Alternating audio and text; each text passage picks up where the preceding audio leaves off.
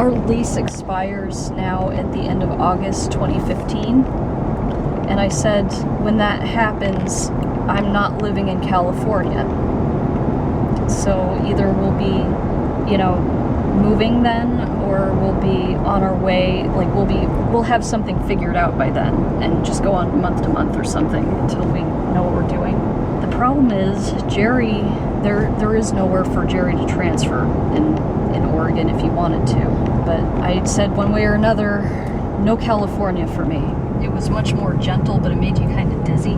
Yeah, I would very much like to be out of here when the big one hits. We're past our limit with what we can deal with neighbors and stuff. I think lately we've actually had almost like a low-grade form of depression. We're just so past our limit and so tired, and you just can't get a break from the neighbors. We're really trying to not focus on it because now, our YouTube stuff is growing, and we're trying to keep it growing.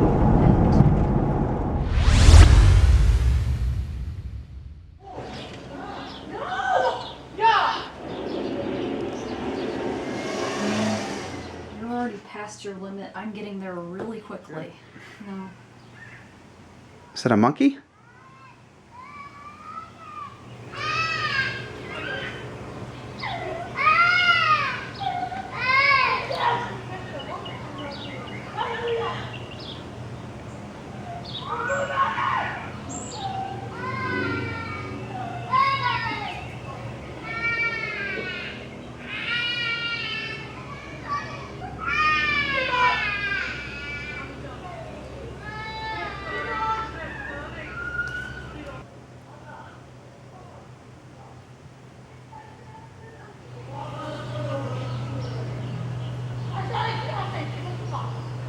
Very trapped. Well, there's nothing you can do to drown them out. You can't talk to them. There's just nothing you can do, but endure.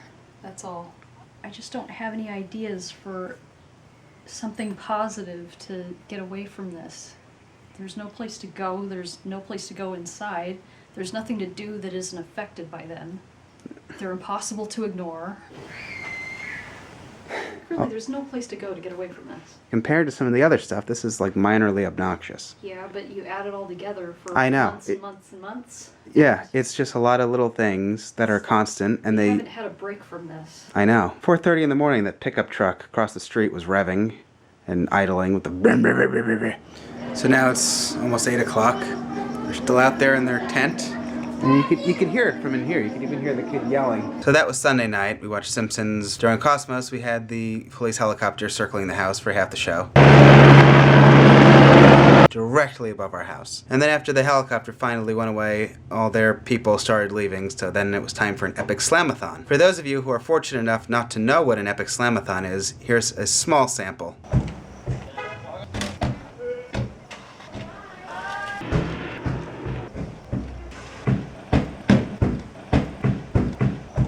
Anyway, hey guys, I'm in a better mood now. I've been at this video for a couple days, and it just keeps, and I keep talking for an hour. I can't get it under an hour, and I can't post an hour-long video. On Saturday, I was just in such a bad state of mind, I guess. I just slept all day. I have all these reviews and all these other things I'm trying to do for the other channel, but I'm just not feeling well mentally. It's draining. It's like any of these things by themselves once in a while, I would probably sound crazy. But when it's just all the time, every second of every day, just constantly this stuff, it really starts to... It starts to wear on you. A little bit, right? Yeah. Mia's had enough. Oh, I very much had enough. Won't you pack your stuff? We're moving. So if you type in so many heli, tell me if so many helicopters Los Angeles comes up. I'm curious. Because that's all I had to type into Google. And all this stuff about helicopters comes up. They're nicknamed ghetto birds, the helicopters. And I guess we spend $20 million a year on those. 10 o'clock last night, then midnight. Sunday night, we had the helicopter. This morning, it went for over an hour. Alright. What is this, police helicopter?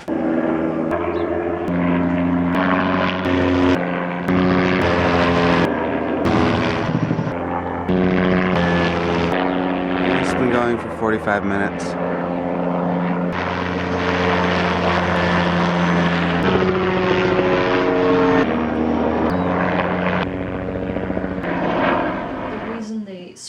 instead of just hovering like some other helicopters. Just because they're flying low? Because they're flying low and they're easy for criminals to shoot at. Ay, ay, ay. That's what it says. Okay, so does that mean anytime that they're circling the house, that there's an armed... It can be that they are back up for a traffic stop because the person might have a gun or whatever. It's for property crimes, break-ins and things, pursuits, violent crimes in progress. So it could be any of those things. Awesome. Anyway, so that's kind of where we're at right now. I thought I'd let you guys know. I feel like this vlog is already too long, and I haven't even gotten to most of it. We don't like living here. At the moment, Mia and I could pretty much pack up and go somewhere else, but Jerry would be stuck here, and we don't want to just leave Jerry here. I guess in about a year, Jerry's gonna have to figure out what he wants to do. When we're in our house, we have all the stuff with the neighbors, and then anytime we go somewhere, like we were in Burbank the other day, and we're driving, and all of a sudden this big giant truck swerves into my lane and starts coming straight for me. Did that really just happen? It's still happening. It's still happening. He just swerved right in front of me to do this with no turn signal. We're just driving, and then all of a sudden this big truck goes whoop. Are you kidding? And like the thing at McDonald's. Look, a turn signal, and they're from New Jersey. They actually parked like that, but they're from California. Yes, they are. I get stuck out here.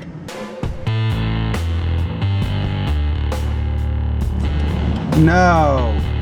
Really? Thank you so much for that. And then he comes along and blocks the entrance. Everybody has to do drive-through. Are you kidding? They think it's so much faster. She made a lot of progress. Oh, look, it's empty. Thanks. She's not even over there yet in the blue truck. There's the red Mercedes that first did it. Any good?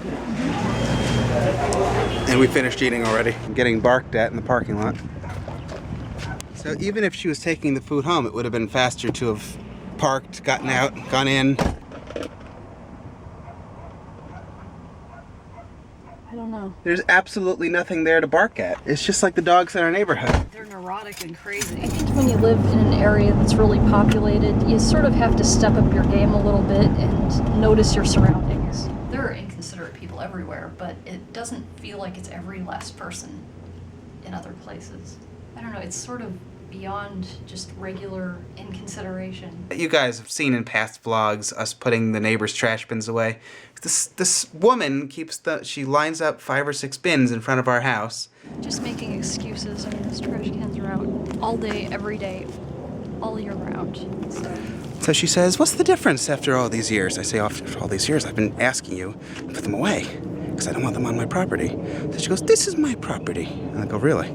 She's trying to say this is her property. So I said, okay, well then I have a gardening question for you. If that's your property, then you need to do something about these trees and this grass. And she goes, oh, no. This is my property. The driveway is my property. I'm like, okay.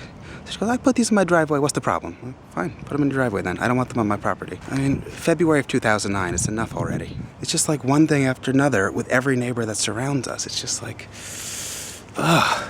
If you don't care about basic consideration and there are no consequences legally for breaking the law, why bother? Just do whatever you feel like.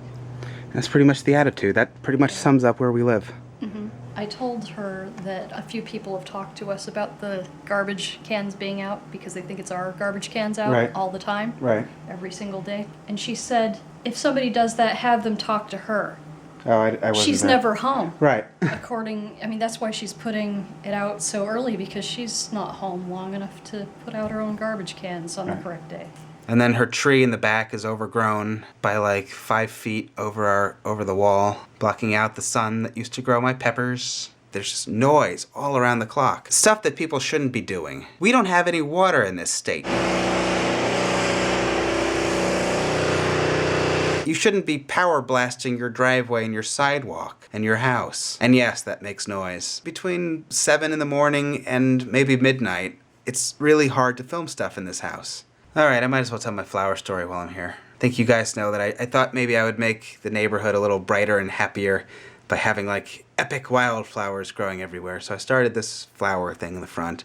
It's looking nice. And there are still more areas that I was working with. Like, you guys haven't even seen all the flowers that I was doing. I was thinking about doing like a garden on the street where people could come and pick their own tomatoes or strawberries or whatever else would grow there. Kind of like a friendly gesture. Plus the flowers, which smell nice and are pretty. Once the flowers started blooming, people did start noticing. And first with this woman from down the street, she says, "Oh, are you the new neighbors? Oh, this is beautiful. I love all these flowers." She's one of the many dog people. And I thought, okay, we're making progress. A couple days later, her dogs are in my flowers doing their stuff. These are the people that just open the door and let the dogs loose in the neighborhood. So just coming home from McDonald's the other day, the dogs were on the loose again. You can't do that. You can't open your front door and let your dogs go out into the neighborhood. How does anybody not know that? I mean, at the very least, wouldn't you be afraid of your dog getting hit by a car, by getting attacked by another animal, by attacking somebody, and you getting a lawsuit, and your dog getting euthanized, or just any number of things that can happen? Your dog eating something that might be poisonous. Leash laws exist for a reason. Someone didn't just make it up and say, hey, wouldn't it be funny if dogs had to have a leash when they went outside? You can find those dogs roaming our property every week. Come up to our patio. They've been in the garage. So about a week and a half ago, I saw those dogs. Another guy, there's the cell phone lady who always walks a couple feet behind her dog on her phone while her dog runs loose as well. Mia and I were actually outside when this one girl came by, and she's letting her dog go in our flowers, and she's glaring at me, or at us, while her dog is crapping in the flowers. As she's leaving, she turns back and she gives me a dirty look. Okay, so the finale to that story is it's evening, it's cooler, I'm doing a little watering, and neighbor over there goes to visit neighbor over there with, I guess, the grandson. It's the mother who lives there with all the kids, but now the kids have grown up, gotten married, had kids, still live there, but whatever. So the grandson, I don't know where the parents ever are, so the toddler comes to see what I'm doing, sees that I'm watering and wants to run into the hose as I'm watering. But now he's in the flowers, my pretty flowers, he's running through the flowers. There could be bees in both those things. He sees me with the hose, and he wants to run through the water. So he runs through the grass, and he runs up to me. And he was just being playful. I couldn't even be mad. Hello. Well, he doesn't know any better. He doesn't know any He's a better. toddler. The grandma's oblivious. She doesn't even know he's missing. I'm like, what do you do? So I tried to say loud enough for her to hear me.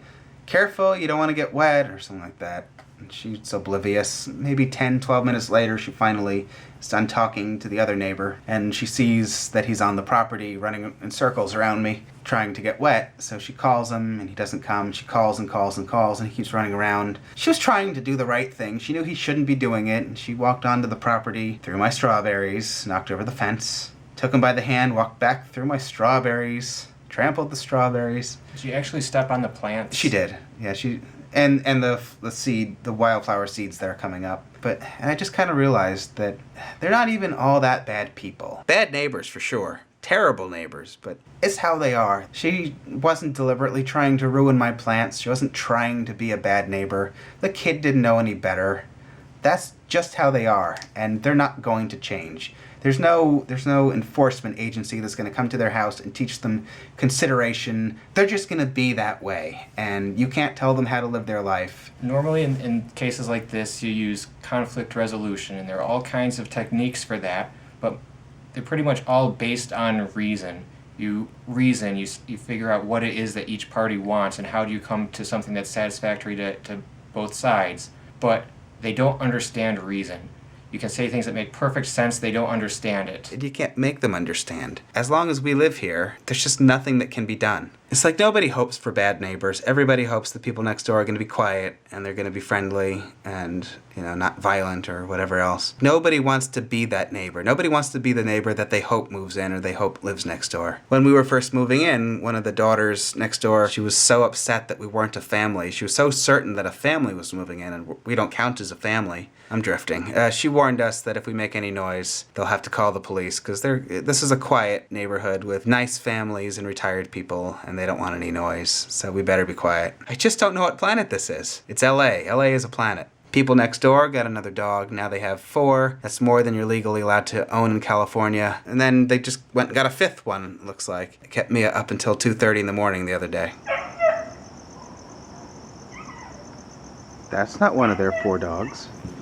Do you like dog number 5? What's wrong with dog number 5? Oh.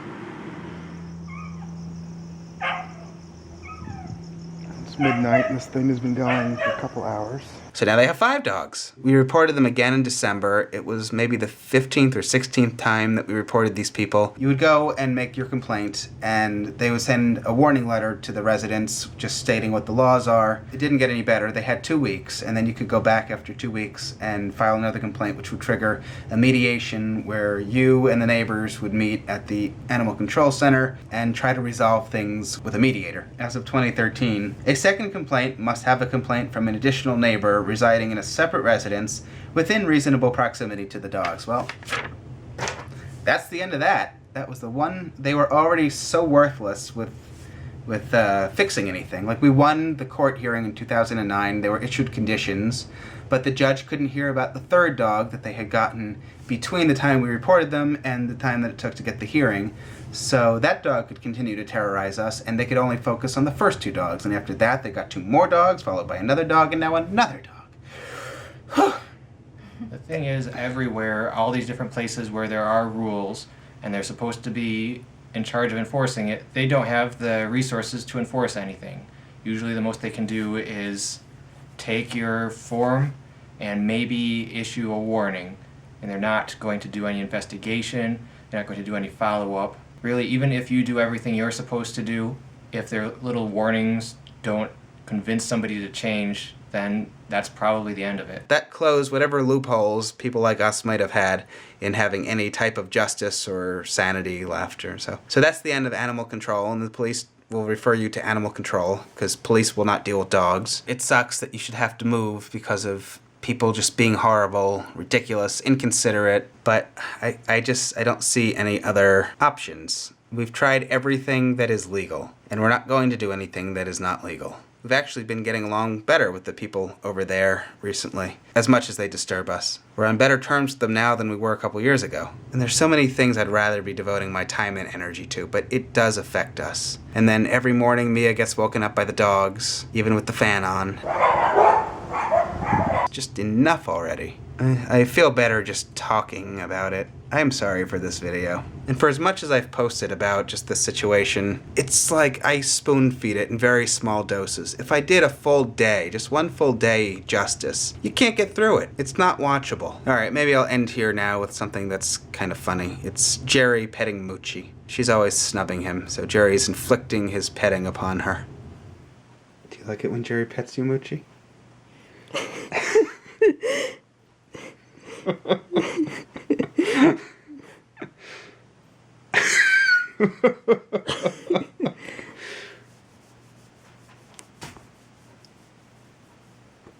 What do you do to her? I'm just petting her. It's not a happy cat. If you're still here, thank you guys for watching. We still want to continue how we met. Our graduation anniversary is coming up soon, so maybe I can try to meet that. At least with this video, we're letting you know that we actually are trying to now put the moving in motion. Hopefully this will be our last year here, and then somewhere better. And then I guess we'll have to figure out what happens with us and Jerry. Alright, good night.